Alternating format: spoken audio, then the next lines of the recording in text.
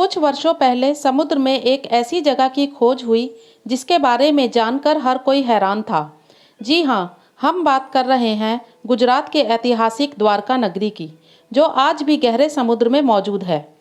पौराणिक कथाओं के अनुसार भगवान श्री कृष्ण का जन्म मथुरा में हुआ और उनका बचपन गोकुल में बीता। जब श्री कृष्ण ने कंस का वध किया, उसके बाद उन्होंने सभी यदुवंशियों के साथ मिलकर समुद्र तट पर द्वारका नगरी बसाई। महाभारत युद्ध के 36 वर्ष के बाद पूरी द्वारका नगरी समुद्र में डूब गई और उसी के साथ यदुवंश और श्री कृष्ण ने भी अपने प्राण त्याग दिए। भगवान श्री कृष्ण की अद्भुत नगरी द्वारका आखिर पानी में क्यों डूब गई? माना जाता है कि कौरवों की माता गांधारी और ऋषियों द्वारा दिए गए श्राप के कारण यह नगरी तहस नहस हो गई। जब महाभारत का युद्ध समाप्त हुआ और पांडवों ने जीत हासिल कर ली, तब वे भगवान श्री कृष्ण के साथ हस्तिनापुर प्रस्थान करने लगे। उसी समय संजय ने गांधारी को बताया कि पांडुपुत्र श्री कृष्ण के साथ हस्तिनापुर आ रहे हैं। ये सुनकर गांधारी क्रोधित हो गई, क्योंकि वह महाभारत के युद्ध की वजह श्री कृष्ण को मानती थी, जिसमें उसके संपूर्ण कुल का नाश हो चुका था। उसने अपने कुल के विनाश का कारण श्री कृष्ण को बताया। उसके अनुसार श्री कृष्ण चाहते तो युद्ध रुकवा सकते थे, परंतु उन्होंने ऐसा नहीं किया और कौरवों का अंत हो गया। जब श्री कृष्ण हस्तिनापुर पहुंचे तो उन्होंने युधिष्ठिर को राजगद्दी पर बैठाया और राज्य से जुड़े नियम कानून समझाकर वे गांधारी से मिलने पहुंचे। क्रोध में बैठी गांधारी ने जब श्री कृष्ण को देखा तो फूट फूट कर रोने लगी और भगवान श्री कृष्ण को श्राप दे दिया कि जिस प्रकार मेरे पुत्र आपस में युद्ध करते हुए मारे गए और मेरे कुल का नाश हो गया, उसी प्रकार से हे ग्वाले, तुम्हारे कुल का भी नाश हो जाएगा। गांधारी की बात सुनकर श्री कृष्ण मुस्कुराने लगे और बोले, माता, मैं आपके श्राप को स्वीकारता हूँ। भगवान श्री कृष्ण चाहते तो इस श्राप को निष्फल कर सकते थे, परंतु उन्होंने मानव रूप में लिए अपने जन्म का मान रखा और गांधारी को प्रणाम करके वहां से चले गए। शास्त्रों में बताया गया है कि श्री कृष्ण स्वयं मां गांधारी के श्राप के इच्छुक थे, क्योंकि पृथ्वी पर उनका धर्म स्थापना का कार्य पूरा हो चुका था। इसका एक अन्य कारण यह भी बताया जाता है कि एक बार श्री कृष्ण के पुत्र सांब और उनके कुछ मित्र हंसी ठिठोली कर रहे थे। उस समय महर्षि विश्वामित्र और अन्य संत जन भ्रमण पर निकले। तब सांब और उसके मित्र इन महान ऋषियों का अपमान कर बैठे। हुआ ये कि सांब के मित्रों ने उसे महिला के वेश में तैयार किया और ऋषियों के पास जाकर बोले कि ये स्त्री गर्भवती है, आप देखकर बताइए कि इसके गर्भ से क्या उत्पन्न होगा। ऋषियों ने देखा कि ये सब उनका उपहास कर रहे हैं, तो वे क्रोधित हो गए और बोले, इसके गर्भ से एक मूसल उत्पन्न होगा, जिससे तुम जैसे दुष्ट, असभ्य और क्रूर लोग अपने कुल का नाश कर लेंगे। जब श्री कृष्ण को इस घटना का पता चला तो वे समझ गए कि ये ऋषियों की वाणी है और कभी व्यर्थ नहीं जा सकती। इसके बाद सांब ने एक मूसल उत्पन्न किया। इस मूसल को राजा उग्रसेन ने समुद्र में फिकवा दिया। इसके पश्चात कुछ ही समय में गांधारी के श्राप का असर द्वारका नगरी पर दिखने लगा। आए दिन अनहोनी घटनाएं घटने लगी।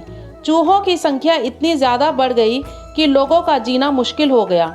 लोगों में आपसी द्वेष और झगड़े बढ़ने लगे। द्वारकावासी तामसिक क्रियाओं में लीन रहने लगे। धार्मिक पुस्तकों के अनुसार महाभारत युद्ध के 36वें वर्ष में ये सब द्वारका नगरी में अपशगुन हो रहे थे। श्री कृष्ण ने सभी यदुवंशी पुरुषों को तीर्थ पर जाने के लिए कहा। इस पर सभी लोग तीर्थ के लिए निकल गए। प्रभास क्षेत्र, जो कि एक तीर्थ स्थल है, में आने पर विश्राम के दौरान किसी बात पर ये लोग आपस में भिड़ गए और ये झगड़ा मार काट में बदल गया। इसी दौरान ऋषियों का श्राप भी इस रूप में फलीभूत हुआ कि सांब ने जिस मूसल को उत्पन्न किया था, उसके प्रभाव से प्रभास क्षेत्र में खड़ी एरका घास को जो भी उखाड़ता, वह घास मूसल में परिवर्तित हो जाती, जिसका एक प्रहार ही किसी भी व्यक्ति के प्राण लेने के लिए पर्याप्त था। और इसी लड़ाई में श्री कृष्ण के पुत्र प्रद्युम्न भी मारे गए।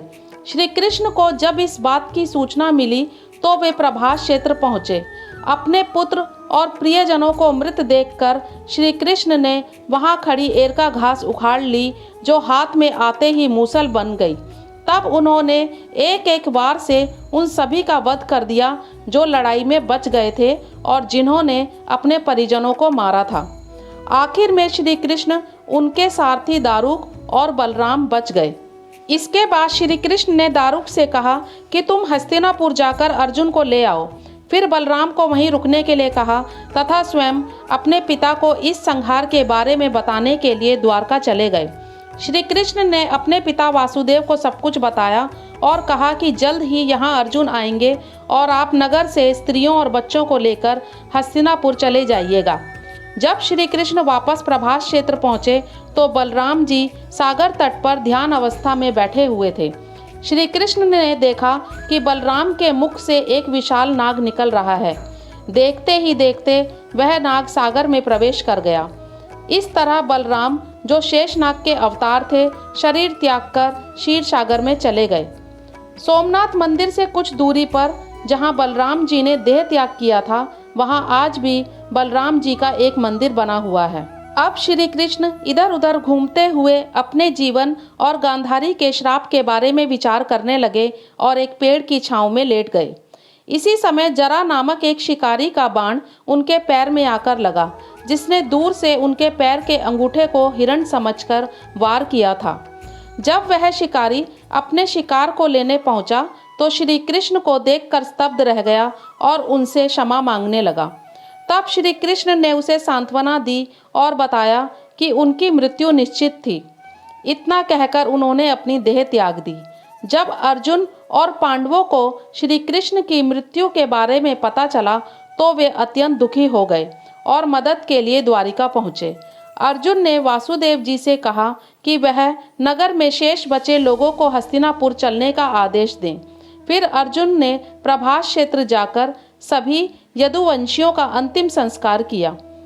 अगले ही दिन भगवान श्री कृष्ण के पिता वासुदेव ने भी देह त्याग दिया।